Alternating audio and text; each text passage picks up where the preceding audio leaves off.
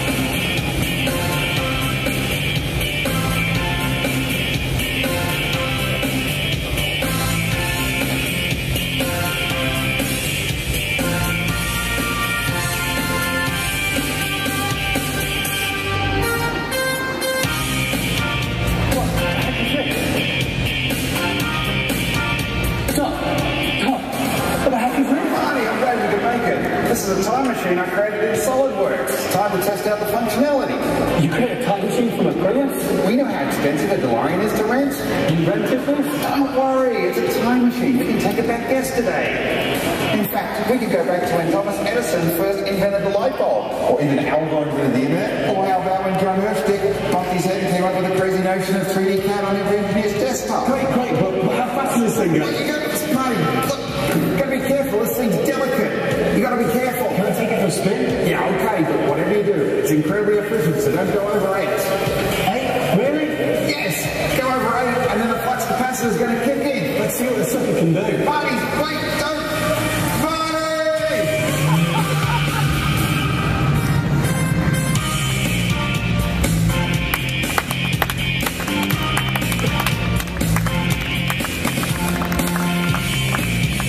Yeah, and my carriage is too hard to use. Oh, tell me about it. It's all blue. It's all done return, quick done return.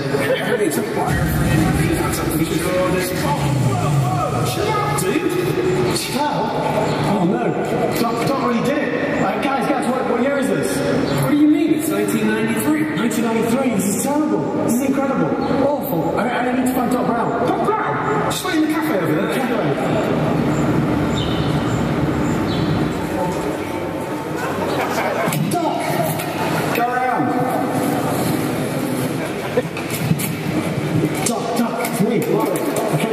In a time machine that you designed in 3D on this laptop. Great Scott, you need a mainframe the size of a filing cabinet to do that in 3D. You telling me this plastic type right here can do all that?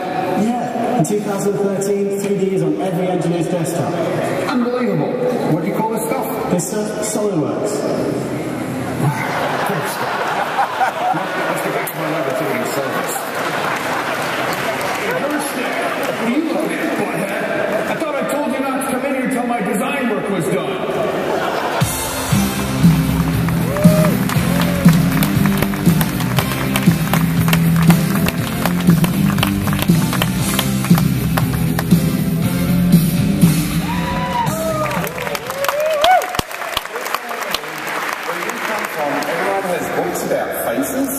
Well, you know what, Doc? I like what you're doing with the place. It's different. Well, you know what they say, you can never have enough time. Come on, let's get to work on this flux capacitor design. Okay, let's have a look. Great Scott, Marty. The flux generator looks like it's missing some key components. Are they completely gone? Take it easy. This is a multi-body part. They'll probably just hit them. In SolidWorks 2013, show hidden bodies makes it easy to make them visible again. And without routing through the feature tree. Well, maybe they were hidden because they were causing performance problems in the assembly. You know, I had that problem on my 486 all the time. It's not a problem with SolidWorks. In SolidWorks 2013, it puts you in control. With the new graphics property and assembly visualization, you can easily identify which parts impact the graphics performance the most. So focusing on only the problem parts is clear as crystal. Wow, that's really fantastic, Marty. But you know what? We need to get to work on detailing the drawings. You know, how about we take a look at this the solenoid cap and detail that one? Hey, come on. There you go. All right. Hey, what are those notes doing there? Doc, those are markups from e-drawings that are added to the drawing file.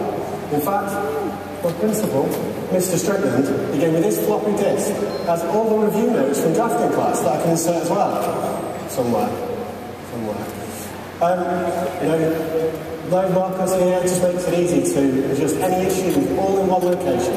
That's amazing. Well, you better get going and create some section views to get Strickland off your back and make sure we get this design fabricated. That's not a problem. With the Section Expert in SolidWorks 2013, you can work out those in just a couple of clicks. Click the Section tool, tab to change orientation, and auto-flip means you don't have to worry about which side to place the view. Even complex sections are just as quick. I can add bends and lots of geometry on the fly. Adding radial, single, or notch offsets are just as easy.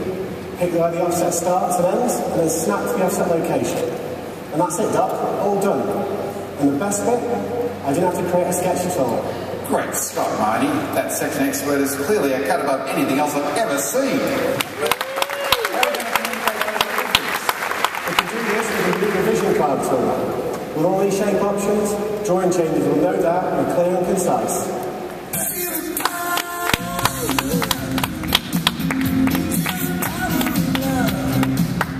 Outstanding. Every designer should be on cloud 9 with those capabilities. Well, this design is looking okay so far.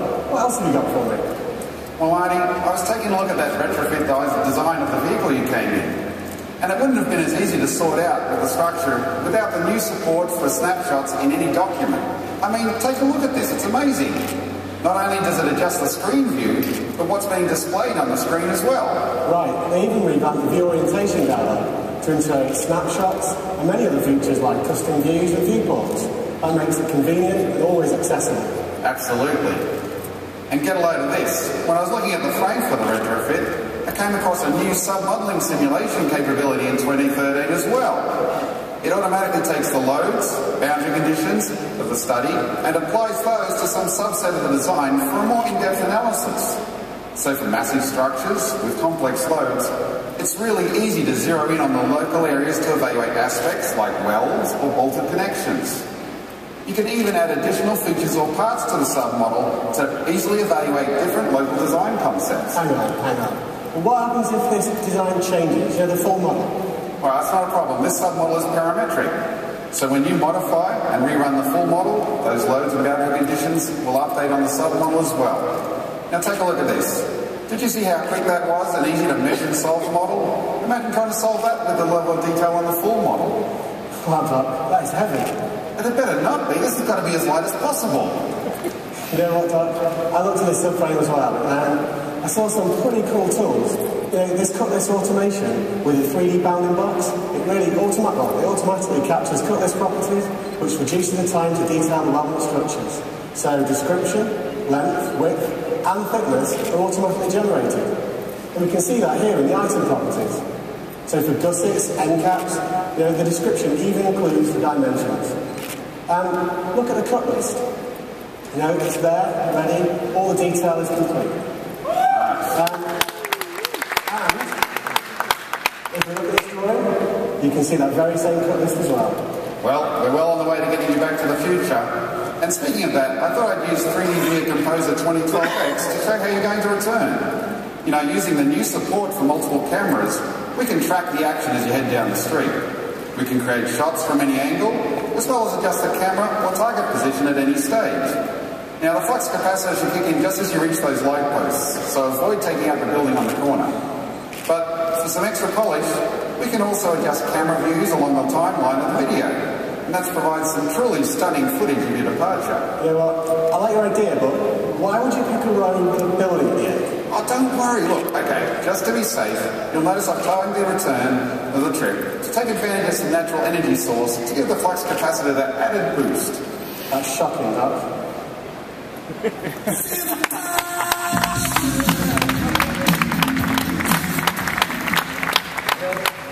I really hope it works like you say and I get back to 2012. Trust me, I'm a doctor. By the way, I wonder if you think about investing in a new company I heard about. Oh, yeah?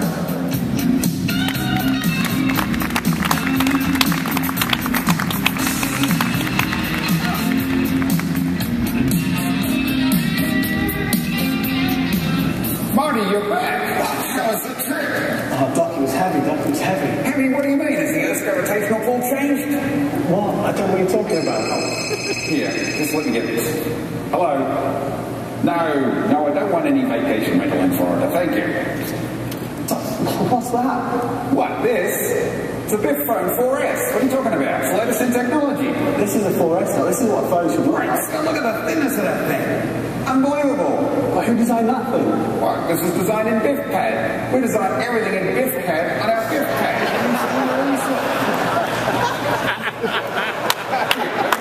The latest news on the BiffNet.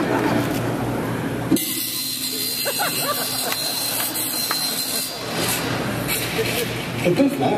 Yeah, see there? There's the founder of BiffCAD there. Wait a minute, but I know these guys. These are the guys who saw in the cafe in 1993. And this is the guy who invented SolidWorks. SolidWorks? Great Scott, Marty, you must have disrupted the space-time continuum. You've got to go back and fix it. It car's out of fuel. We probably need something more sustainable, but I can't design that in BiffCAD. What are we going to do? I've got it. We can design it with SolidWorks. Awesome, let's get to work.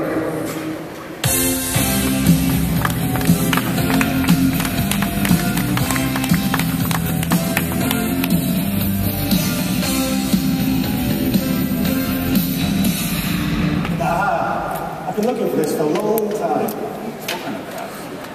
Right, Marty, well, I've been working on a lid design for this new power source in BiffCAD.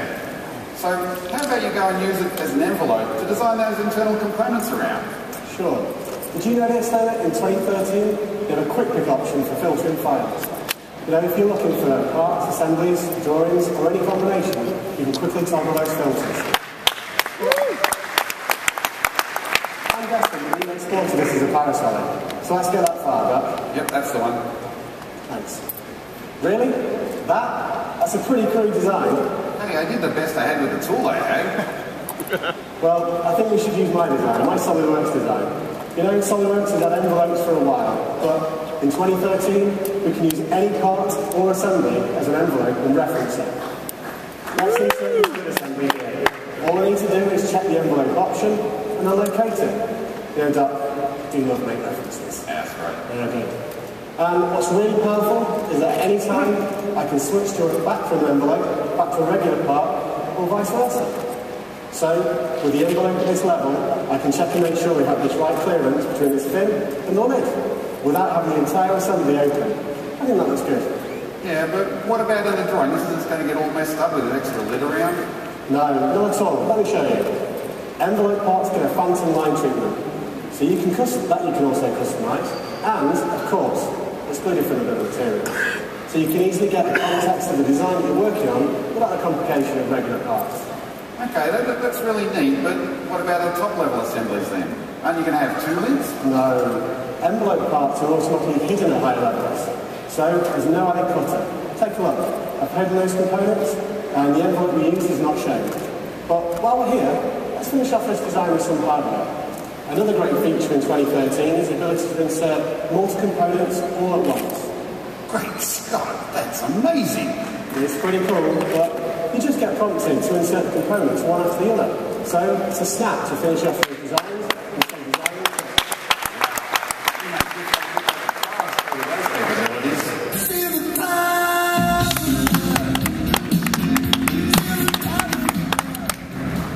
You know, Marty, this SolidWorks stuff, it's really amazing, but I can't believe how easy it is to pick up and use. It's almost like I've used it before.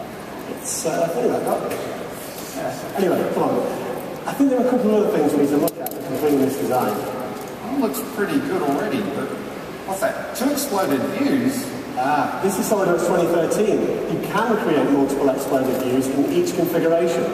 You're even able to rotate parts, which really does help you show the steps needed to remove components. Great Scott, Marty, that's amazing. Wow, that's definitely putting a new spin on rotated views. Yeah, that's really funny, Doc. But anyway, can you look at this design for me? Sure. I've used the new favourites folder to make it easy for you to see what feature I'm working on. It works just like Windows Explorer or Internet Favourites. There's no need to scroll through the tree to find the features. Yeah, that was pretty easy to find. Well, let's take a look at this boss. It doesn't look right. Well, we can use the new mounting boss options to improve the design. These hard-ground pin bosses are great, and it's really easy to choose the boss configuration with the new selection icons. And look at the great flexibility you have now in dimensioning all of those boss features. You can really tailor it to your needs, and of course, all of these things can be stored in your favourites. That's pretty quick. Yeah. There's no way I could have done that in BiffCAD. All right, let's take a look at the rest of the design. I love it, Doc. That is pretty good. But what are all those dotted lines? Marty, you call yourself an engineer, you should know that those are cosmetic threads. Now, of course I knew that, but what I meant was that in SolidWorks 2013, you have more control, and you can turn off those dotted lines, but keep those nice thread graphics. That's unbelievable. You know, you see the however, you're interfering from right in me. We need to do just that. What? Interfering threads? That's not a problem, that's what I intended. But just as well with SolidWorks 2013, we can actually find any matching threads so they don't clutter up the real interfering issues. But that just shows that I didn't put dowel holes in the mounting plate. Well, Doc, I might not be the engineer that you are, but we've got SolidWorks 2013, which now has dowel holes as part of the hole wizard. So you don't need to remember all those sizes. Excellent. Well, maybe I can get back to memorizing all my online passwords. You know, and watch this, Doc.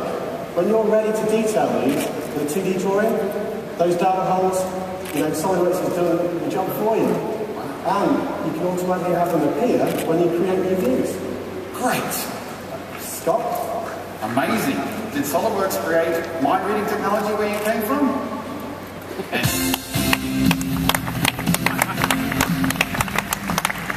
Alright, let's get this thing manufactured and installed so we can then go fix up the space-time continuum.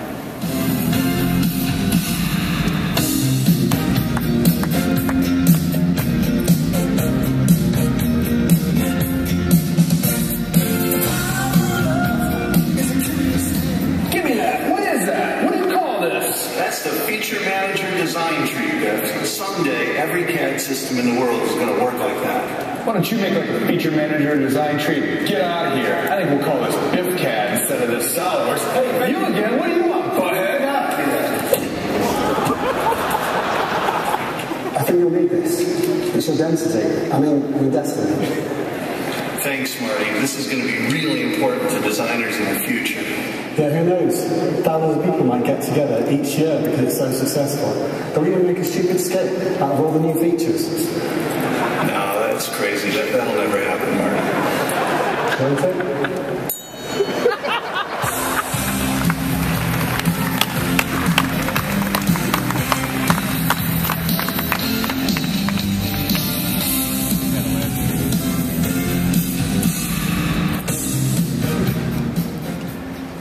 Wow, Doc, I think SolidWorks really was that popular.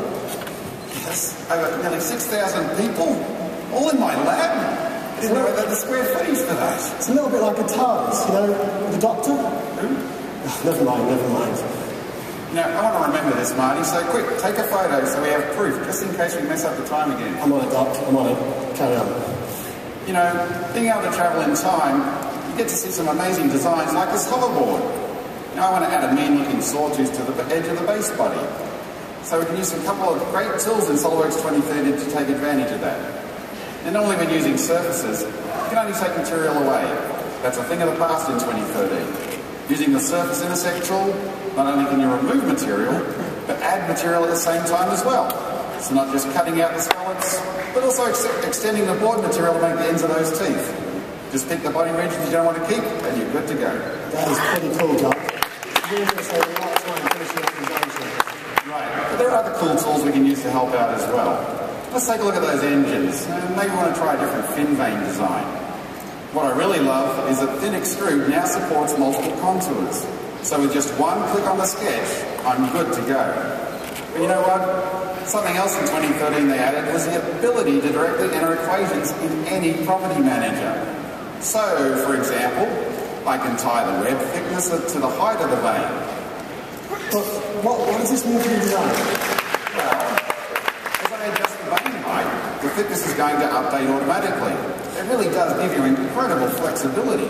That's great, Doc. I really like the look of this so far. Yeah, but I know how you like fancy designs. So how about for some added flair, let's pattern these fins. Now, it'd be pretty boring to use the same size, so in SolidWorks 2013, you can vary pattern instances just by selecting the dimensions you want to change. So we can add as many parameters as we want. Let's change the width of the vane, the angle, and how about the depth? Okay, once we've got those selected, we just punch in new values to increment the dimensions. So now with each instance, the width, depth, and angle are all going to increase. Then just like magic, we have a nice improved design of our engine.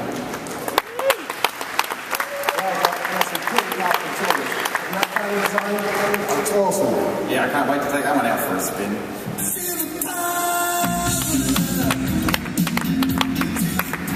You know what, Doc? The increased integration and ease of use of these products is pretty amazing. You know, in Enterprise PDM 2013, for example, now, when you hover over document owner, you get more detailed information about them. You can see their status, contact information, you can even email or chat to them. Couldn't you pick a better picture, like one where I've done my hair? You know what? You can also check in or check out documents from right inside the draft site. So it truly is integrated into the design process. But take a look at this. I can select this geometry here for this footpad. Then just box select it, and then if we use the copy command and switch over to SolidWorks, you can take all of that copied geometry and just paste it straight into a new sketch.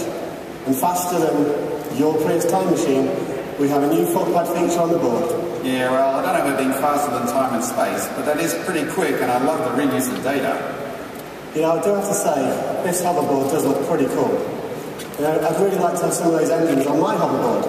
But the only problem is, I've got SolidWorks 2012 SP5 on this laptop, and I didn't have time to upgrade to 2013. Marty, you don't need to worry. You can open 2013 files in 2012 as long as you're running SP5. Even though they're frozen, you can insert them into assemblies, you can go to components, and you can use the geometry for the large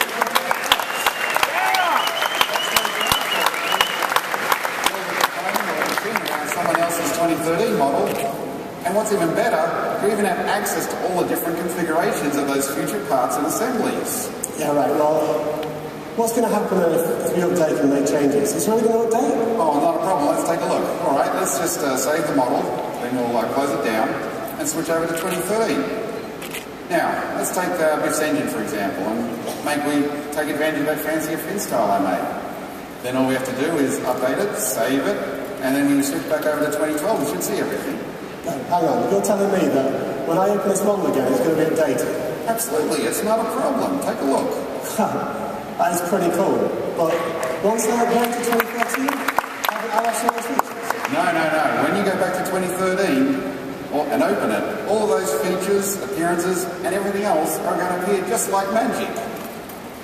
Hang on, you're telling me that in SolidWorks 2013, time travel is possible? Marty, in SolidWorks 2013, the developers really did go back to the feature. They certainly did, Doc.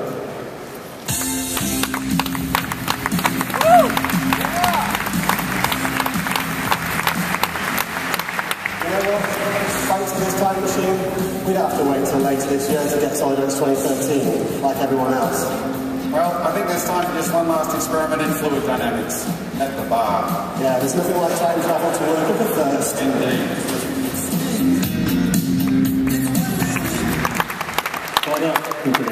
We sure did, Marty. By going back into the past and preserving the future, we've ensured another great feature suite from SolidWorks. And I got to this guy that had a laptop. Good night, Mr. McFly. Good night, Dr. Brown.